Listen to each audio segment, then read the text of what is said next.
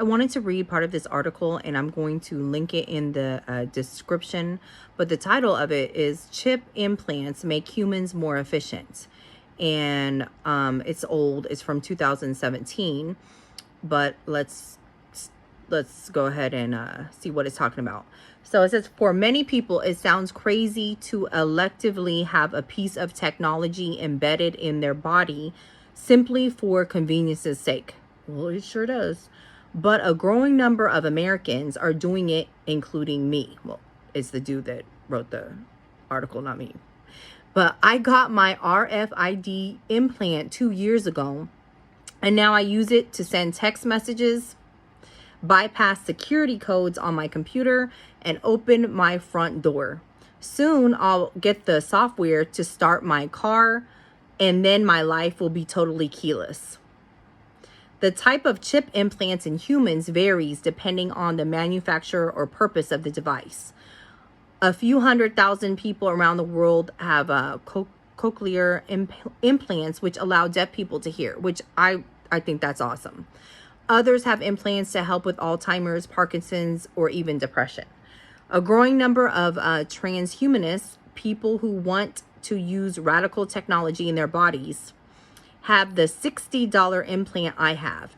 It's tiny, about the size of a grain of rice, and it is injected into the body by a syringe.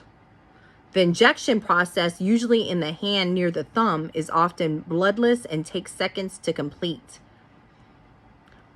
Regulations vary by state on implants, if there's any regulations at all, because the technology is so new. But that might change as startups seek to make implants have universal payment abilities, something that might make the implant go mainstream. The thinking goes, why should implants replace only keys? They can replace cash and credit cards too. Who doesn't want to go to a coffee shop and magically wave their chipped hand by the payment reader to pay? No, I don't. No, I'll pass. In fact, some people with implants already use their chips to get on trains in Europe. And some transhumanists have tested their implants to replace passports. Okay, so let me scroll down a little bit. And then it talks about religion. Of course, many Americans are wary of implants for religious reasons. It's given Mark of the Beast vibes here. But that hasn't occurred yet. 3/4 of Americans identify as Christian, and implants fit the biblical warning of the mark of the beast quite well.